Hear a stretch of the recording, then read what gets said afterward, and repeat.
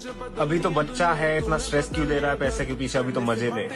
घंटा भाई, बचपन खराब करा है मैंने अपना। खेला नहीं हूं मैं, घूमा नहीं हूं मैं और बच्चों की तरह। बचपन जिया नहीं है मैंने।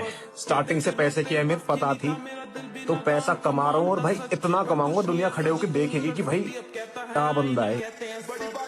इंडस्ट्री के लोगों से पूरी पिक्चर बची है अभी प्रोमो देख। मेरे किस्से सुनोगे तो रो दोगे। लश्करी खुशी बकचोदी दोनों से भली बात थी, हमें रोका था बोतों ने परिवार।